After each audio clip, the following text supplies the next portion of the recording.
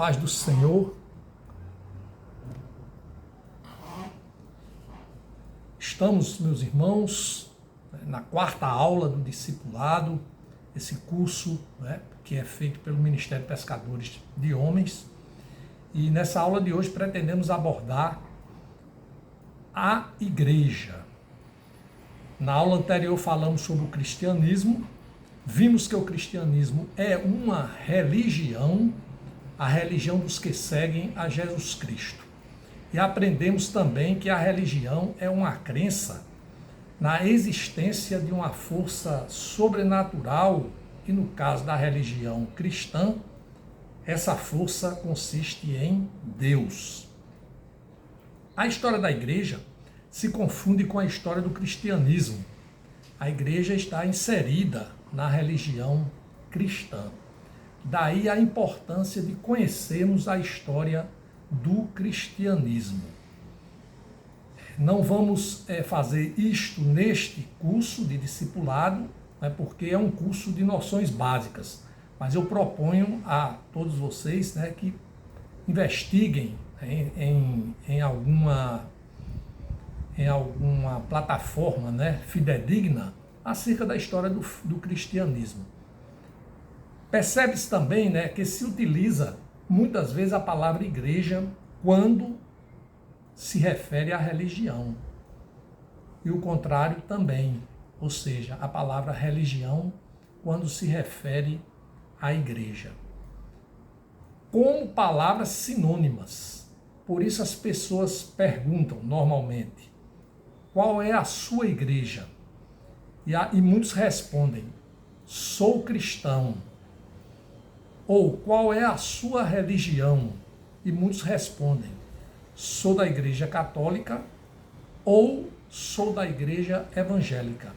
E alguns citam até denominações específicas. Antes de estudarmos a igreja em si, vamos ainda dar algumas explicações básicas sobre o cristianismo. A religião cristã, ou seja, o cristianismo, na prática, se manifesta com o nascimento de Jesus. Sabemos que o Antigo Testamento da Bíblia apontava para a vinda do Messias, o Cristo, o que ocorreu conforme narrado no Novo Testamento. O cristianismo tem duas grandes divisões: o catolicismo e o protestantismo. O catolicismo, onde encontra-se a denominada Igreja Católica ou Igreja Católica Apostólica Romana, também conhecido como catolicismo romano ou até mesmo por romanismo. E temos também o protestantismo, onde estão inseridas as denominadas igrejas protestantes ou evangélicas. Importa aqui, meus irmãos, fazer um grande e necessário esclarecimento. Nem todas as igrejas denominadas evangélicas são necessariamente igrejas evangélicas.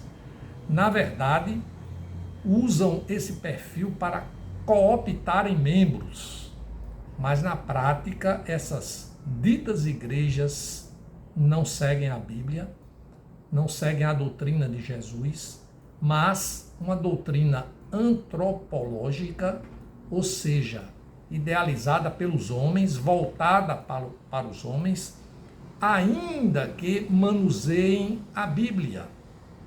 Então, fiquem atentos, que os falsos profetas normalmente estão espalhados nessas ditas igrejas evangélicas. Muito cuidado com essas igrejas que aparecem muito nas televisões, nas mídias de modo geral, e tem muita fama e muitos seguidores. O que não significa dizer que igrejas também pequenas, escondidas nos rincões do país, do nosso Brasil, também não sejam igrejas que não preguem a doutrina genuína de Jesus. Claro que não. Não são só, né, os grandes conglomerados, né, que fazem ou praticam esse tipo de evangelho distorcido. É preciso entender que nem sempre a igreja que se diz igreja é igreja genuinamente. É muito fácil, né, aquele novo na fé ser, vou usar a palavra de novo, né, cooptado, ou seja, ele é manietado, buscado, né, em sua ingenuidade, em sua falta de conhecimento, para determinadas igrejas, e nelas permanecem até quando, pela graça do Senhor, descobrem que estão no caminho totalmente errado. É preciso discernimento, essa é a palavra, discernimento espiritual. Buscar a história dos seus líderes, dos líderes dessas igrejas, buscar, né, as fontes para não serem engolidos por falsas igrejas. É preciso também, irmãos, a parte disso, né, que saibamos que catolicismo e protestantismo, ou evangélicos, são duas vertentes diferentes. Não é possível ser católico e ser protestante ao mesmo tempo. Ou se é uma coisa ou se é outra. De modo que frequentar ao mesmo tempo a Igreja Católica e a Igreja Evangélica não é bíblico. Isso porque, vou explicar, os dogmas de cada religião ou igreja não se harmonizam. Não se harmonizam. Um exemplo, vamos colocar aqui na prática, para que você entenda essa diferença entre a Igreja Católica e a Igreja Evangélica ou Protestante. A Bíblia protestante diz no livro 1 Timóteo 2, capítulo 2, versículo 5. Preste atenção. Porque há um só Deus e um só mediador entre Deus e a humanidade, Cristo Jesus, homem. Certo? A Bíblia Católica diz em 1 Timóteo, o mesmo livro, o mesmo versículo, o mesmo capítulo, o mesmo versículo. 1 Timóteo 2, 5. Porque há um só Deus e há um só mediador entre Deus e os homens, Jesus Cristo, homem. Perceberam? Mas não dizem exatamente a mesma coisa? Sim. Observe que as Bíblias, quer evangélica, quer católica, enfatizam que somente Jesus é o mediador entre Deus e os homens. Mas, na prática da sua crença, vê-se que os católicos não aceitam essa verdade, a verdade absoluta da Bíblia, da palavra de Deus, ao inserir outros mediadores entre Deus e os homens. E vocês, irmãos, sabem bem quem são. Quer outro exemplo? A Bíblia evangélica diz em Hebreus, carta aos Hebreus 9, capítulo 9, versículo 27. Como está determinado que os homens morram uma só vez, então os homens morrem uma só vez, e logo em seguida vem o juízo, ou seja, vem o julgamento de Deus já. A Bíblia Católica diz, na mesma carta aos Hebreus, mesmo capítulo e mesmo versículo, como está determinado que os homens morram uma só vez e logo em seguida vem o juízo. E aí o irmão vai dizer, mas não dizem exatamente a mesma coisa? Sim, mas na prática da sua crença, vê-se que os católicos não aceitam também essa verdade absoluta da Bíblia, quando, por exemplo, oram por mortos, esquecendo-se deliberadamente, ou seja, voluntariamente, né, ou por interpretação equívoca, que nessa condição de morto, ou seja, aquele para quem o católico ora, ou a pessoa, nessa condição de morto, ou a pessoa está salva pela fé, já está salva, não necessita de oração, salva pela fé em Cristo e vivendo nos braços de Deus, não há mais motivação para orar, no caso, numa dimensão espiritual, ou está em tormento, na condenação eterna, no inferno, quando também não há mais por que orar, porque quando já há o julgamento e a condenação, não há mais como desfazer. Mas por quê? Ora, não se pode mais salvar um morto que teve toda a sua vida para ser salvo, pela graça de Jesus. Entenderam, irmãos? Citei apenas 2 exemplos, mas tem muitos outros exemplos. E aqui estamos apenas constatando, né, o que há entre uma crença e outra. Na verdade, a Igreja Católica se fundamenta na Bíblia Católica, com os seus 7 livros a mais do que a Bíblia Evangélica.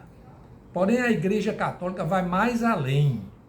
A sua fé não está focada unicamente na Bíblia, mas também no fato de que a interpretação da Bíblia e tradições, além da Bíblia, tem as tradições, dependem do magistério papal, o chefe da igreja, ou seja, doutrinas e ensinos dos papas. A igreja evangélica, por sua vez, se baseia unicamente na Bíblia, conforme o sola scriptura, que é um princípio da reforma protestante. Sola escritura, ou seja, somente a escritura, somente a Bíblia. Entenderam, irmãos? Aprendemos que ao Jesus subir aos céus, a sua igreja, que não tem nome de católica, não tem nome de protestante ou evangélica, a igreja de Jesus se reunia pregando a sua doutrina. Esse era o começo da igreja, conforme o livro de Atos dos Apóstolos, que é o 5º livro do Novo Testamento. Por isso que nós, lá na primeira aula, falamos sobre conhecer a Bíblia. Temos de ler a Bíblia para saber sobre o que a palavra de Deus nos ensina. A igreja não era um local físico específico no tempo de Jesus, mas os que seguiam Jesus eram conhecidos como os do caminho e normalmente se reuniam em casas. Quando os apóstolos morreram, os que seguiam Jesus já eram conhecidos como cristãos. Lembra da aula anterior? Quando os seguidores de Jesus, aqueles do caminho, foram conhecidos pela primeira vez como cristãos em Antioquia. Vimos isso na aula passada. Mas até então não existia uma denominação própria. Não tinha assim uma placa, uma denominação, algo institucionalizado. Entendamos que a igreja de Cristo, do cristianismo, foi edificada por Jesus, como está na Bíblia. Agora vamos falar por como Jesus edificou a sua igreja. Mateus, o Evangelho de Mateus, capítulo 16, versículo 18. Então vamos ler aqui. Também eu lhe digo, Jesus falando para Pedro, né? Também eu lhe digo que você é Pedro, e sobre esta pedra edificarei a minha igreja, e as portas do inferno não prevalecerão contra ela. Esta é a primeira vez, meus irmãos, né, que a palavra igreja é mencionada na Bíblia. Depois explicarei mais sobre a presença do nome Pedro, né, aqui na frase de Jesus referente à igreja. Dê exemplos sobre diferenças de entendimento da palavra entre as igrejas ditas católicas e evangélicas. Bem, reforçamos que são muitas diferenças entre os que se chama cristianismo baseado na religião ou igreja católica e o cristianismo baseado na religião ou igreja protestante ou evangélica. Não é objetivo deste vídeo apontar as diferenças, que são muitas, a partir das próprias Bíblias. Existem, porém, pontos em que as igrejas, né, pensam iguais. Por exemplo, tanto a religião cristã no segmento católico, a religião cristã no segmento evangélico, pensa igual. Por exemplo, sobre a doutrina da Trindade. Ou seja, a existência de um Deus único em essência, exteriorizado em 3 pessoas: Deus Pai, Deus Filho e Deus Espírito Santo. Quando Jesus subiu aos céus e os apóstolos morreram, os seguidores de Jesus formavam, no primeiro século, nós estamos há 2000 anos atrás, os que comumente se chama de pais da igreja, um movimento conhecido como patrística. Então, o que é que significa patrística? Quando você ouvir, é o pessoal lá do final do primeiro e do início do segundo século, ali, primeiro e segundo século, terceiro século, ali é a patrística. Claro que não vamos nos aprofundar nisso. No site, né? Se você for no site, aquele site, né, popular, né, da mídia, Wikipedia, que chamam, é que eu vou colocar aqui na descrição, né, nós vamos ver o seguinte, né, que o termo católico, a palavra católico, em grego, católico, é uma palavra grega, católico, romanizada para o sentido de universal. Foi usado pela primeira vez para descrever a igreja no início do século II, no início do século II. O primeiro uso conhecido da frase, olha lá, a igreja católica, quando surgiu essa frase, a igreja católica, ocorreu na carta escrita por volta do ano 110, então veja bem, é no segundo século, ano 110. Escrita essa carta por Santo Inácio de Antioquia. E aqui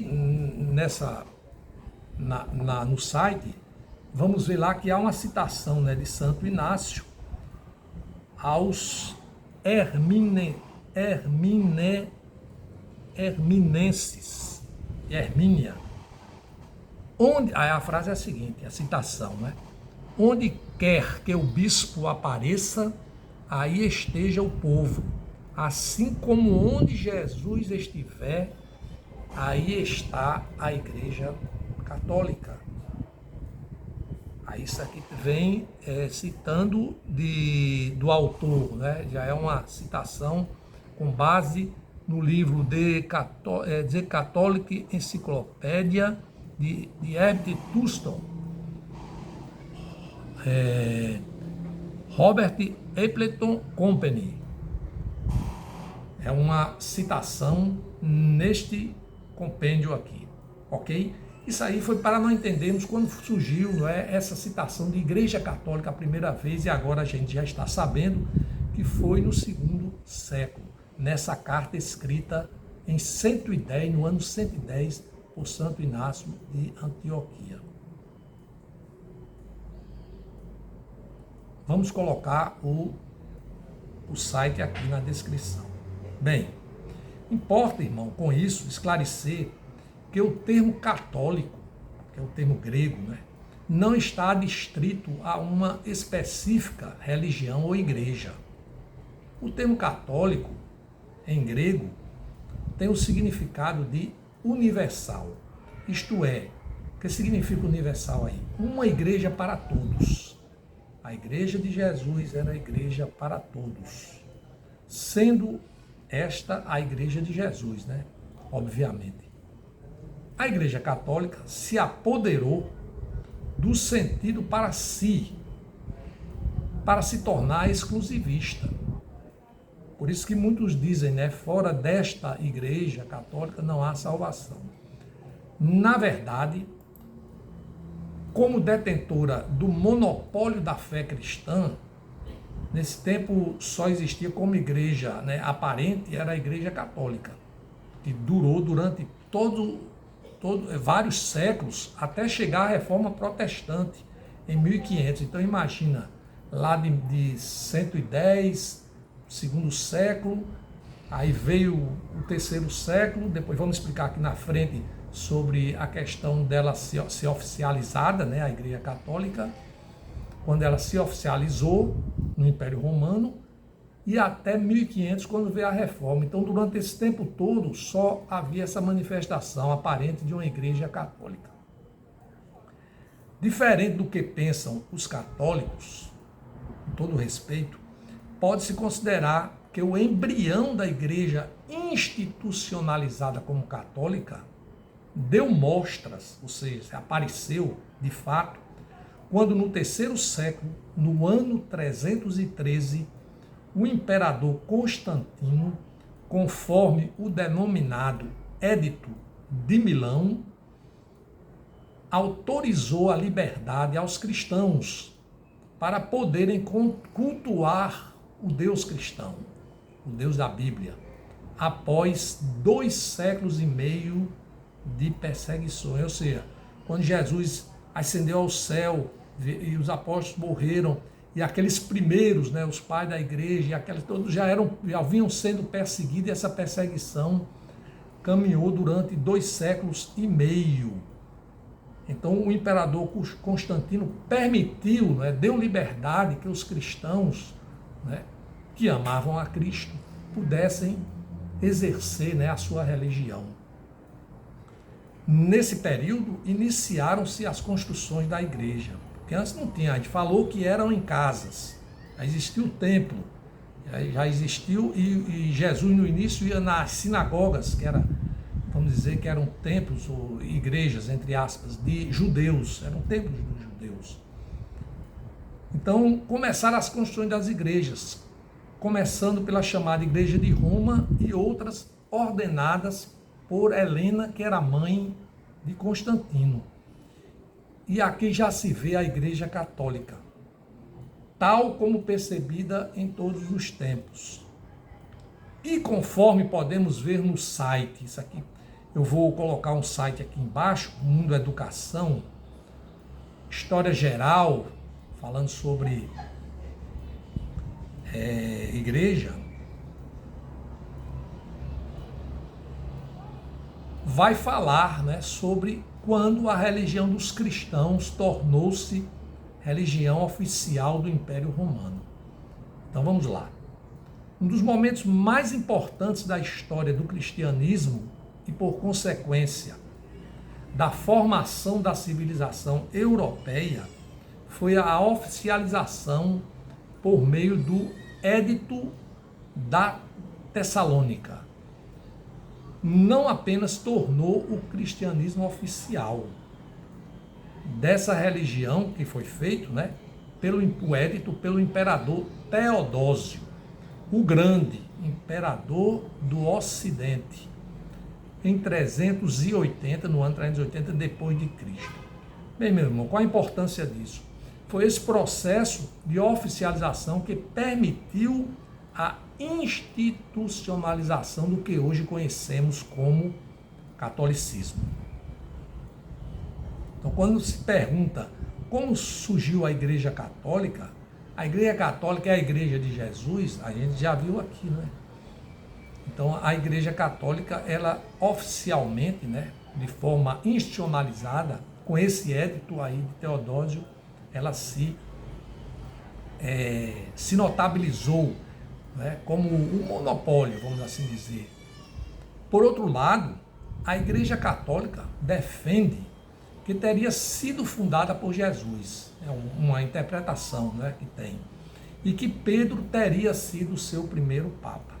Finalmente, a doutrina católica tem por base fundantes, como nós já vimos, né, falamos, as tradições. Além da Bíblia, as tradições. No tocante às igrejas evangélicas ou protestantes, o seu início se deu com a Reforma Protestante de 1517, ou seja, muito tempo depois, né? Movimento este já iniciado antes. Havia um movimento de insatisfação com relação às práticas, né, que vinham sendo exercitadas por alguns da Igreja Católica. Então, com Martinho Lutero, né, ele fez nascer, né, essa reforma protestante e teve os seus fundamentos nos chamados 5 solas. Então vamos aqui só passar rapidamente, só para ter o conhecimento, né, a informação, que são os 5 solas básicos, né, da reforma protestante. Sola fide, sola scriptura, solus Christus, sola gratia e soli Deo gloria. Traduzindo o latim, né? Sola fide, somente a fé, só a fé. Sola escritura, somente a escritura. Solus Christus, somente Cristo. Sola gratia, somente a graça. Soli Deo glória, somente a Deus. Na verdade, a Bíblia é a única regra de fé e de prática dos seguidores de Jesus. Nesta aula de discipulado, meus irmãos, queremos exortar a todos que já escolheram a sua religião como sendo o cristianismo, a escolherem a igreja para congregar. Isso é uma maneira de falar, porque na verdade não escolhemos seguir a Jesus, ele nos escolheu primeiro.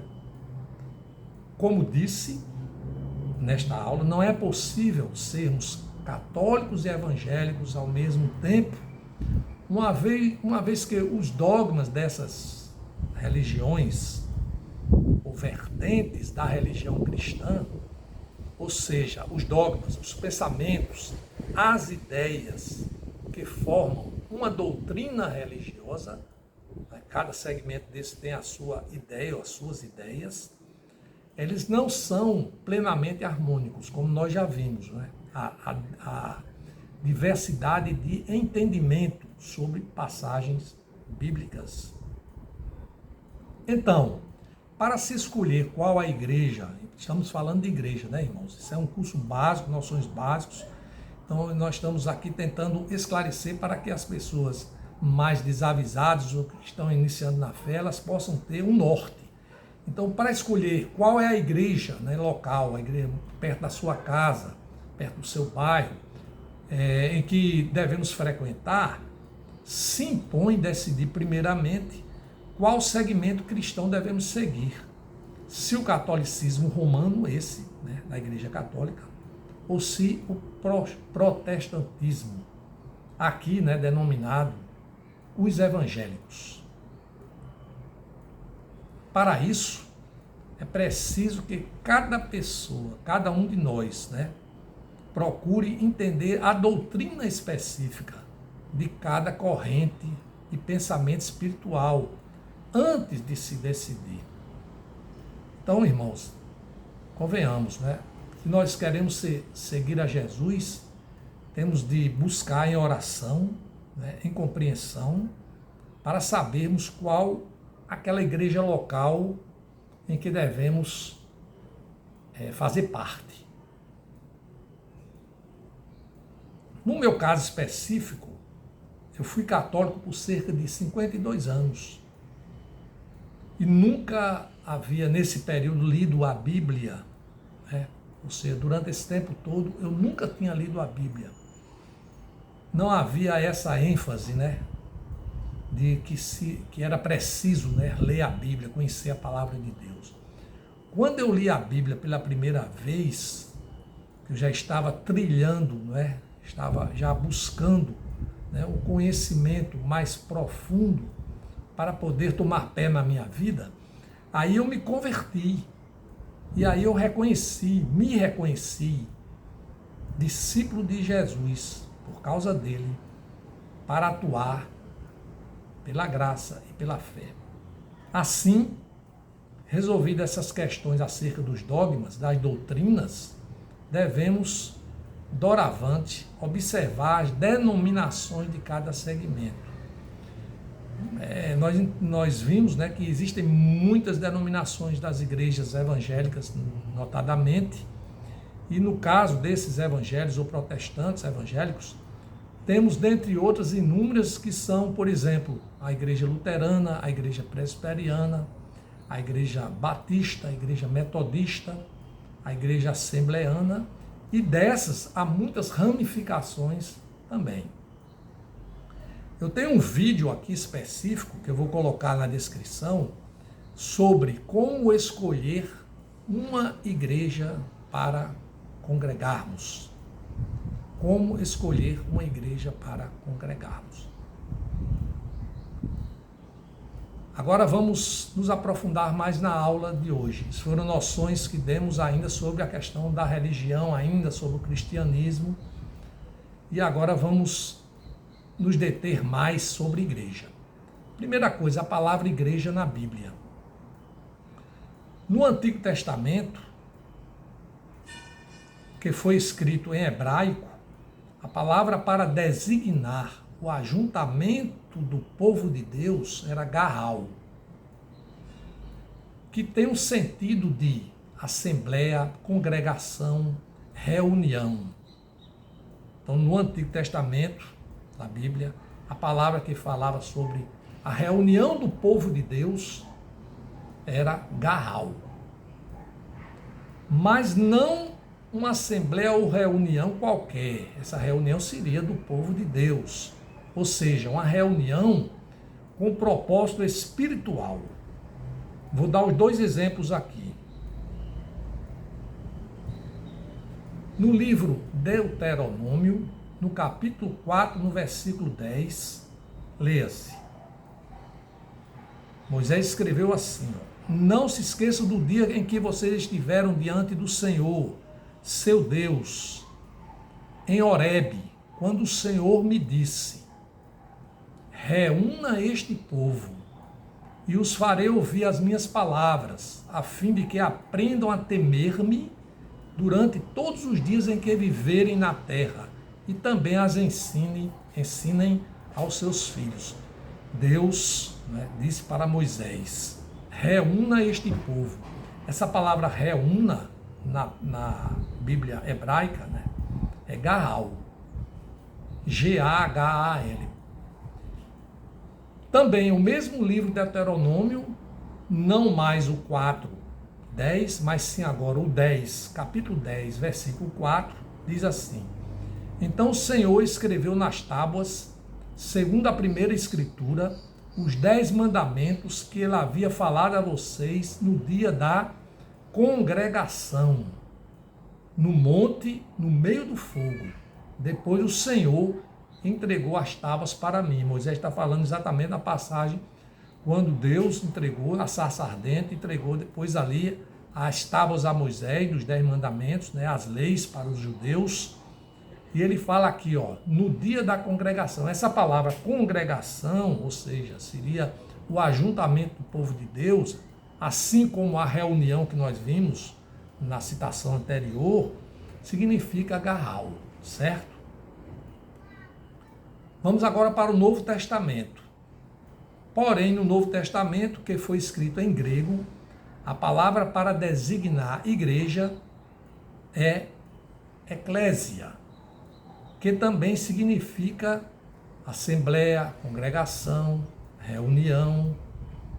Interessante notar que é só uma observação, de passagem, que ao ser traduzido do hebraico para o grego, ou seja, a Bíblia que se chamou, vocês podem depois, quando estiver lendo mais, conhecendo mais, né, vai entender, houve uma Bíblia chamada Septuaginta.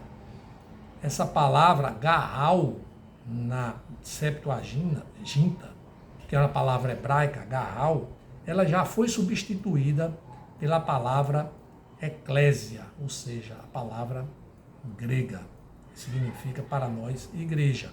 A palavra eclésia, que no português é traduzida como igreja, etimologicamente falando, ou seja, ao se estudar a sua origem, etimologia, a origem da palavra, ela tem duas raízes. Então, vamos pegar a palavra eclésias, que escreve assim, ó, E-K-K-L-E-S-A. Então, essa proposição ek, é igual a, que tem sentido de para fora. E o verbo kaleo, K-A-L-E-O, kaleo, ou seja, chamado. De modo que você juntando o ek e o clésia, vem do kaleo, pela junção dessas palavras, né, nós vamos ter eclésia tendo o sentido de chamados para fora. Então, muita gente fala, chamados para fora. E o que significa, teologicamente, não chamados para fora da igreja? Então, a gente usa isso como, não, estamos aqui na igreja. As pessoas que entendem a igreja como um local, né? Então, somos chamados para fora da igreja. Para quê, no caso? Para pregar, né? Para sair da igreja e fazer Cristo ser conhecido. Mas não significa chamados para fora da igreja, mesmo porque a igreja não é um local, mas chamados para fora das suas casas. Quando as pessoas vivem, elas são chamadas para fora, para quê? Para um ajuntamento, uma assembleia, uma congregação, uma reunião do povo cristão, aquele que segue a Cristo. Então veja bem, aí sim é a igreja. Por isso que diz que a igreja somos nós. As pessoas saem de suas casas, se encontram em determinado lugar, que pode ser debaixo de uma árvore, pode ser debaixo de uma ponte, em cima de uma ponte, ao lado de um terreno, numa casa, em qualquer lugar, inclusive em alguns lugares que as pessoas dizem que são aquele lugar, a morada lá, né, o lugar de Deus, seria o lugar físico.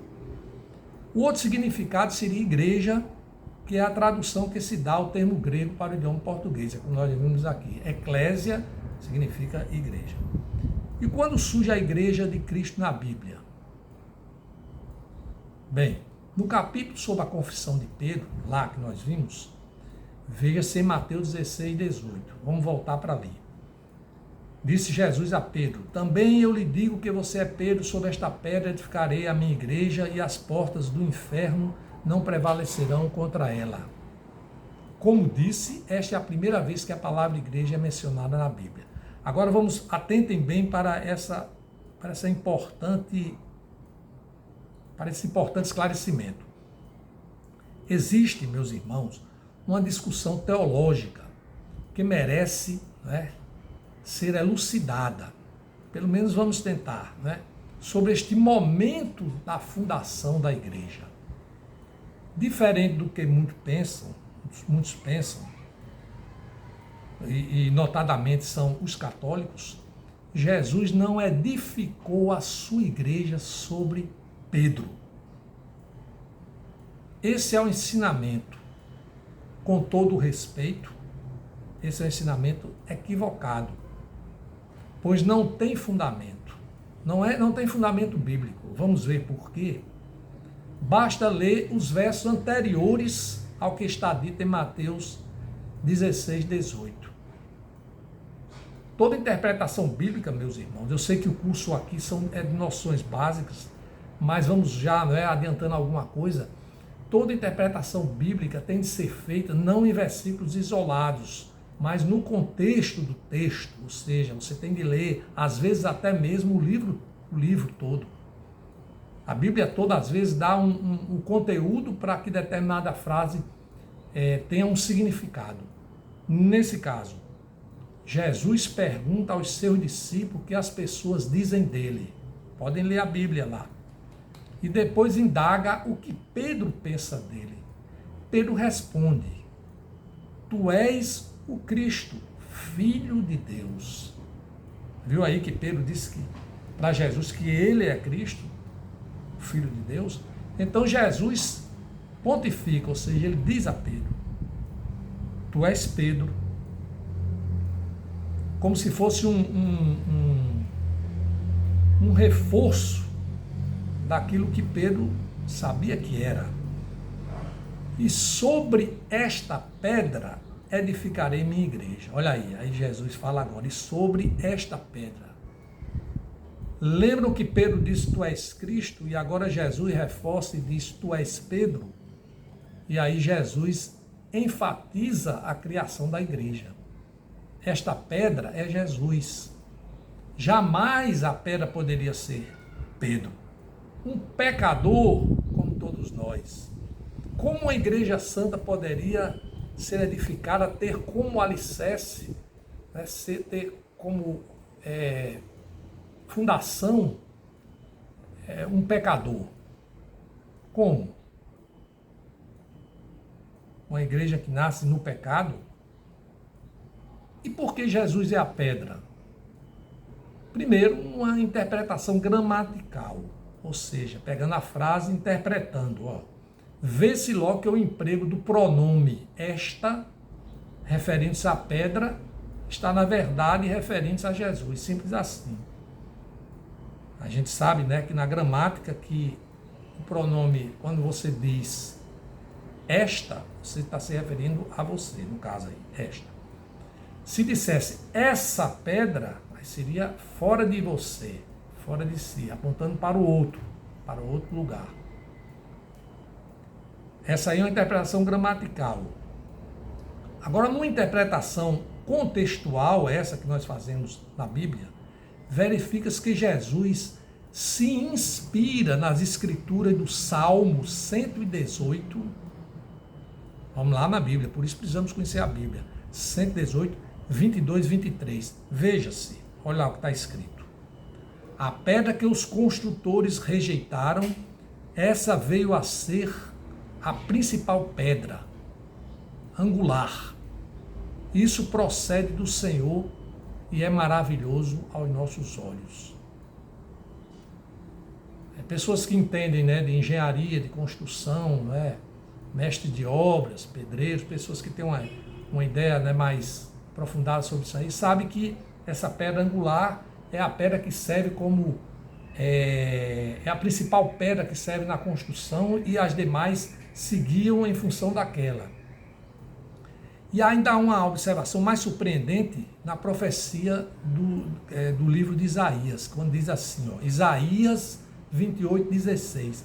Portanto, assim diz o Senhor Deus, eis que eu assentei em Sião uma pedra, pedra já aprovada, pedra preciosa, angular, solidamente assentada. Quem é a pedra?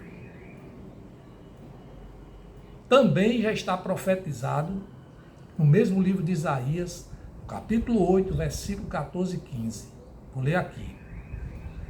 Ele será um santuário para vocês, mas será pedra de tropeço e rocha de ofensa às duas casas de Israel. Será laço e armadilha aos moradores de Jerusalém. Muitos deles tropeçarão, cairão e serão despedaçados, serão enlaçados e presos. Viram aí, irmãos, que Jesus também é pedra de tropeço para aqueles que não o obedecem. O que é mais esclarecedor é que o próprio Pedro, ele escreveu que Jesus é a pedra. Vamos ver isto? Diz lá. Chegando-se a ele, a pedra que vive rejeitada, sim, pelos homens, rejeitada pelos homens. Quem foi rejeitado pelos homens? Jesus. Escolheram Barrabás. Mas para com Deus é eleita e preciosa essa pedra. Também vocês, diz Pedro, como pedras que vivem, ou seja, a pedra não é só Pedro, no caso, pedras no sentido de outras pedras, não a pedra angular. São todos os que creem em Deus. Como pedras que vivem, são edificados casa espiritual para serem sacerdócio santo, a fim de oferecerem sacrifícios espirituais agradáveis a Deus por meio de Jesus Cristo. Por isso está na Escritura, isso ainda é Pedro escrevendo, né? Eis que põe em Sião uma pedra angular, eleita e preciosa. Quem nela crê não será envergonhado. Portanto, para vocês, os que creem, esta pedra é preciosa. Mas para os descrentes, a pedra que os construtores rejeitaram, essa veio a ser a pedra angular, e pedra de tropeço e rocha de ofensa. São estes os que tropeçam na palavra, sendo desobedientes para o que também foram destinados. Vejam bem, irmãos, concluindo essa passagem, né? Neste cenário, vê-se facilmente que a interpretação correta não é a que muitos querem ou buscam confundir, mas a que deflui da palavra, da Bíblia, de maneira inquestionável. O resto, com todo respeito, é criação do homem, produto de mentes equivocadas ou dirigidas para propósito que não está na Bíblia. Partindo desses conhecimentos prévios, queremos agora esclarecer duas coisas. Duas, que não são, né, igreja. A cultura nos leva a pensar em igreja como prédio, um lugar. Eu lembro que desde pequeno eu fui levado a pensar a igreja como uma construção de 4 paredes. Com efeito, sendo os meus pais católicos, eu era levado à missa que ocorria em uma igreja física, que chamam de uma nave, né? Aquele tipo, né? A arquitetura. Inclusive tem muitos prédios no mundo inteiro belíssimos. E eu sempre conectava a igreja, que se dizia casa de Deus, como lugar físico. Vamos à igreja. Dificilmente isso pode sair da nossa mente. Fica impregnado, cicatrizado. Com o tempo e com a conversão, eu passei a ver a igreja como a Bíblia nos ensina, como Deus nos ensina. O corpo de Cristo, ou seja, reunião dos seguidores de Cristo, essa é a igreja. Assim aprendemos definitivamente as duas coisas que eu disse aqui. Uma, a igreja não é algo físico, 4 paredes, um local. A igreja, na verdade, é o corpo de Cristo e Cristo é o cabeça. Então, igreja é o ajuntamento, a reunião, a assembleia, a congregação daqueles que seguem a Jesus. Embora esse povo possa se reunir em um determinado local físico, claro, ninguém vai se reunir na existência aqui, na nossa vida, ninguém vai se reunir em um não lugar, ou seja, vai ter um lugar físico, material, lógico. O que é a igreja não é o lugar, mas o povo que nela está reunido. Entenderam agora, irmãos? Para quem não sabe ainda, eu também não sabia. O povo é a igreja que se reúne em um local ou locais físicos, não necessariamente um local só. E o segundo ponto é que a igreja não é uma pessoa só. Nós muitas vezes vimos as pessoas dizer, eu sou a igreja. Não. Eu também dizia isso. Uma vez que é precisa a junção de mais de uma pessoa para se considerar igreja. Não existe, pois, igreja de uma pessoa só, mas formada por um grupo de seguidores de Jesus, como explicado. Por isso, Por isso o sentido de comunhão, comunhão. Ademais, como ensina Paulo em 1 Coríntios 12, a igreja é o corpo de Cristo e cada membro faz parte do corpo. Então, enfatizamos que ao falar da igreja temos de compreender o que seja o corpo de Cristo, que se revela, onde se revela que a igreja somos todos nós que formamos o corpo, porque somos membros do corpo.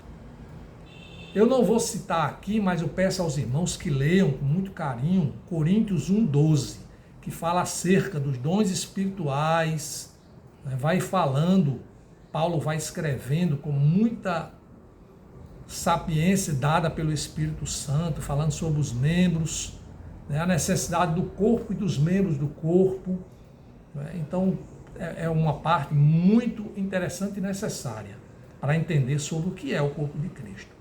Então, irmãos, somos a igreja de Deus, somos o corpo de Cristo, carregando os dons da graça, por isso que Paulo fala sobre dons, revelados nos dons espirituais.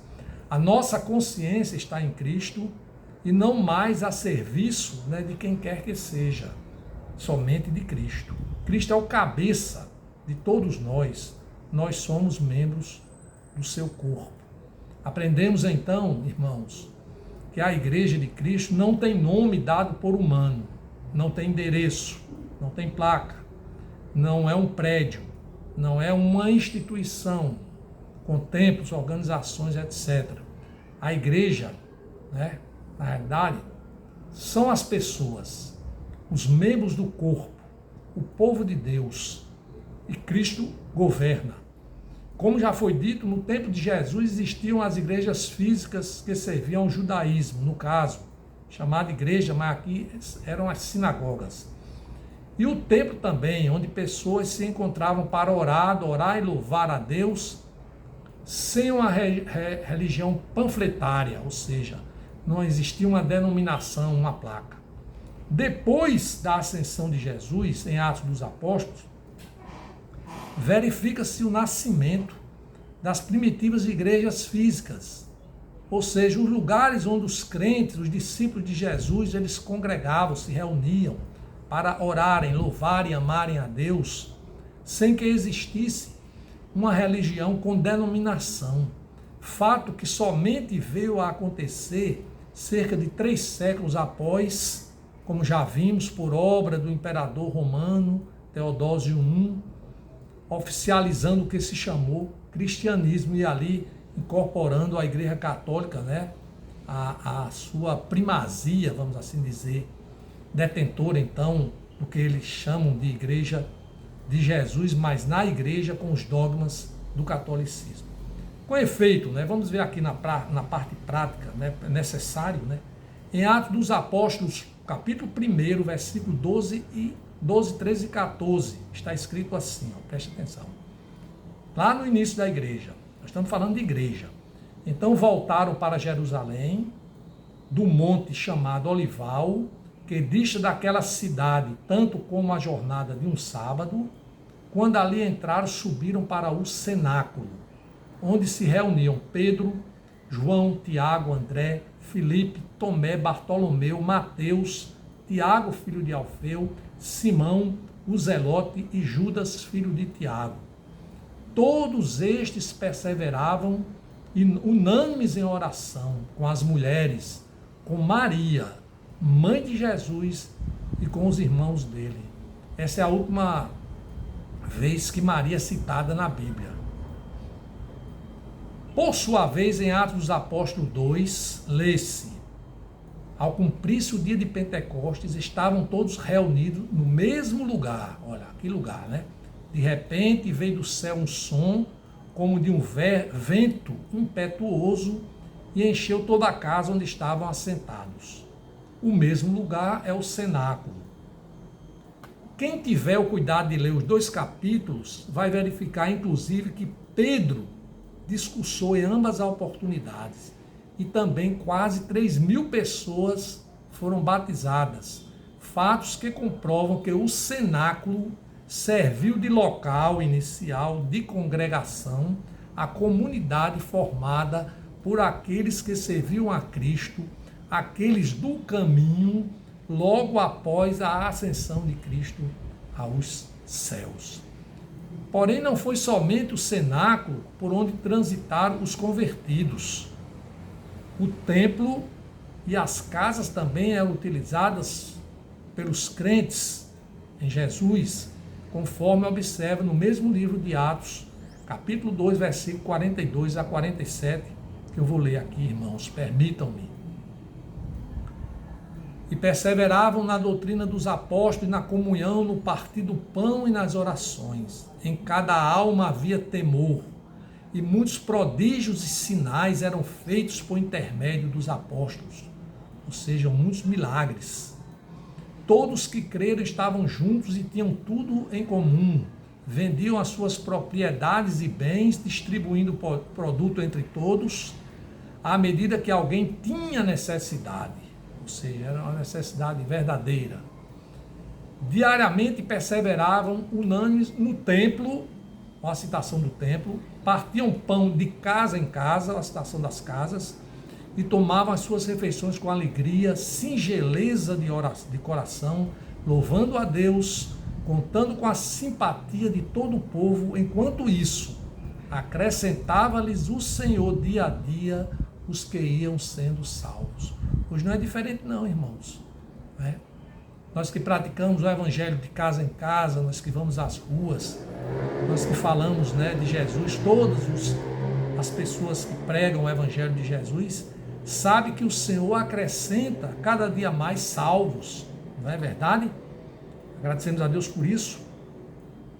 Deduz-se, pois, que a igreja de Jesus, na verdade, jamais foi uma instituição moldada a uma edificação pré-estabelecida. Ela foi acontecendo, com o mover das pessoas. Uma hora no cenáculo, uma hora no templo, uma hora nas casas, em outros lugares. Com efeito, as congregações utilizaram sinagogas antes, o templo, o cenáculo e as casas para fazer valer a doutrina do Evangelho de Jesus. Daí que não há uma importância sobre o lugar onde a palavra era disseminada, como não deveria existir hoje, mas o fato de que era mesmo proclamada. Pouco importando o lugar, o que dava significado à fé era a existência de um ajuntamento de pessoas que seguiam a Jesus, onde pudessem se reunir. As igrejas da Bíblia, referidas pelo apóstolo Paulo, e as do Apocalipse. Aqui eu vou ser bem sintético, meus irmãos, que o vídeo já está muito longo. Ao se falar em igrejas na Bíblia, impossível não destacar as referências às 7 igrejas visitadas por Paulo. Como estamos falando de igrejas, temos de lembrar as igrejas citadas na Bíblia.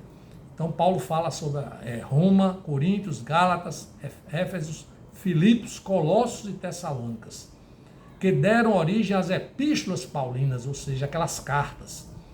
E as 7, e fora essas igrejas, também as 7 igrejas reveladas por Jesus ao discípulo João, no último livro da Bíblia, Apocalipse, que eram as igrejas de Éfeso, Esmina, Pérgamo, Tiatira, Sardes, Filadélfia e Laodiceia. Dessas aqui, apenas Éfeso também foi citada lá por Paulo. As igrejas referidas por Paulo deram origem às suas cartas, como vimos, e que estão no Novo Testamento. Lembremos das cartas dirigidas aos romanos, aos coríntios, aos gálatas, que se reportam, nesse caso, às igrejas da Galácia, que era uma região, aos efésios, aos filipenses, aos colossenses e aos tessalonicenses. E no tocante às 7 igrejas do Apocalipse, importa dizer que o apóstolo João se refere à igreja de forma literal, para onde foram enviadas aquelas cartas. Se ia pegar o livro de Apocalipse, vai ver as cartas enviadas. Mesmo assim, embora discorresse sobre igrejas que existiam naquele tempo, essas 7 igrejas, depreende-se no contexto um grande significado espiritual para todas as igrejas e crentes no momento atual, com a revelação da instrução na verdade de Deus. Em síntese, Tem-se que as 7 igrejas de Apocalipse, do Apocalipse reveladas na Bíblia, e de conformidade com o site, eu vou colocar o nome do site aqui, elas são, eu vou botar aqui com o sentido, né, mais proeminente de cada igreja. Então vamos lá, vamos falar das 7 igrejas. Éfeso, que está em Apocalipse 2:1-7, é a igreja que havia abandonado o seu primeiro amor. Esmina, eu não vou citar o texto da Bíblia, né, onde está localizado, mas os irmãos, quando lerem lá, vão ter oportunidade de fazer. Esmina, a igreja que sofreria perseguição. Pérgamo, a igreja que precisava se arrepender. Tiatira, a igreja que tinha uma falsa profetisa. Sardes, a igreja que tinha adormecido. Filadélfia, a igreja que tinha sofrido pacientemente. E Laodiceia, a igreja com a fé morna. Você pode ver, irmãos, que essas igrejas têm manifestações ou conotações que se apreende delas, né, que hoje nós sentimos também similar, né? Essas igrejas físicas não mais existem hoje na antiga Ásia Menor, ou seja, traduzem um sentido também de que as igrejas de pedra, né, terão fim ou têm fim. Como se sabe, Jesus, através do apóstolo João, ele mandou mensagem para essas congregações, né, falamos já anteriormente, representadas pelas 7 igrejas. Embora isto tenha ocorrido há mais de 2000 anos, esses ensinamentos são totalmente precisos para a época atual. Estamos chegando ao final, irmãos. Então vamos aqui falar só sobre as igrejas a partir da Reforma Protestante. Então, a partir do ano de 1517, nós sabemos que houve um predomínio, né, da igreja chamada católica lá pelo ano 380, tal, a 300 e pouco, com Constantino, depois com Teodósio, até a Reforma Protestante, mais de 1200 anos. Então sabemos que inúmeras denominações que se dizem cristãs são criadas hoje, né? Hoje não, há um tempo, né? A cada dia. A aula não permite nos aprofundarmos sobre cada uma delas. O intuito aqui é apenas informativo, já que estamos falando de igreja. Então, sem entrar no mérito dos seus dogmas, né, das suas doutrinas, eu vou apenas citar algumas igrejas, as mais conhecidas, seguindo mais ou menos a ordem cronológica. Vou citar apenas essas 5 igrejas aqui, essas 4 igrejas, né, protestantes: luterana, presbiteriana, batista, metodista, consideradas igrejas históricas da Reforma Protestante. Mais recentemente, por volta do ano 1900, já 400 anos depois da Reforma Protestante, surgiu a Assembleia de Deus nos Estados Unidos, chegando no Brasil por volta de 1911, em Belém do Pará, considerada uma igreja pentecostal. E depois surgiu o movimento neopentecostal, aparecendo em inúmeras denominações. Então vamos para a conclusão, meus irmãos. A conclusão desta aula sobre igreja. Nós vimos o que significava igreja, né, o sentido de eclésia. Vimos como a igreja no tempo, né, ela se manifestou. Vimos o que não é igreja. E fizemos alguma distinção sobre a igreja católica e a igreja protestante. Tudo isso porque é necessário, né, para o esclarecimento nesta aula em noções básicas. Então vamos à conclusão. O que temos visto, infelizmente, é que as pessoas estão cultuando pessoas, olha que coisa interessante, e igrejas institucionalizadas, como se estas fossem a verdadeira igreja de Cristo. Prestem atenção. A igreja e seus membros passam a ser objeto de idolatria, de culto. São igrejas antropocêntricas, voltadas para o bem-estar humano, para o homem. A prova material, você perguntar como você diz isso, irmão? A prova, né, está aí saltando aos nossos olhos. Igrejas que não conseguem, né, transformar os homens, claro, por meio do Espírito Santo de Deus, os homens verdadeiramente como discípulos de Jesus. Lembra da aula de discipulado, que foi a segunda aula? Pois ao criarem essas igrejas regras humanas para serem cumpridas, como estatutos antropocêntricos, ou seja, voltados para o homem, se distanciam da pureza e da verdade do Evangelho, e o Evangelho é Jesus. Toda congregação deveria ser não um fim em si mesmo, não um objeto de adoração. Não pregarem um evangelho de homens distorcido da Bíblia, mas um caminho de ensinamento e prática do verdadeiro evangelho, para que se possa comungar com os irmãos, se reunirem, se congregarem, para louvar e adorar a Deus. Como vimos, o sentido real da igreja é aquele em que a entende como os chamados para fora de casa, para em assembleia, congregação, reunião, agrupamento, ajuntamento de pessoas, formando o corpo de Cristo com o propósito, adorar a Deus. Não se trata de igreja de pedras, repetimos, porque a igreja está em nós, muito embora as igrejas de pedras sirvam como qualquer outro local, claro, local que tenha solenidade, que tenha respeito e reverência, para a congregação de discípulos, de servos de Jesus. Será que existe alguma dificuldade em entender tudo isso?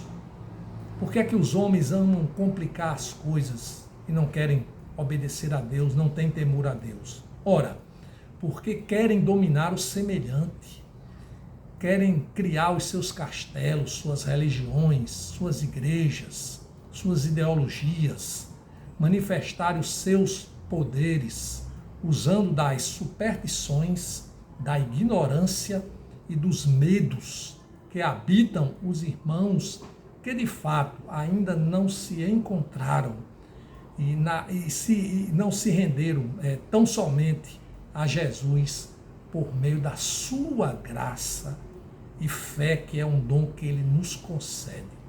Então, irmãos, proponho que nos esqueçamos da igreja tal qual o homem adula e muitos nela se viciaram e da forma que aprendemos equivocadamente.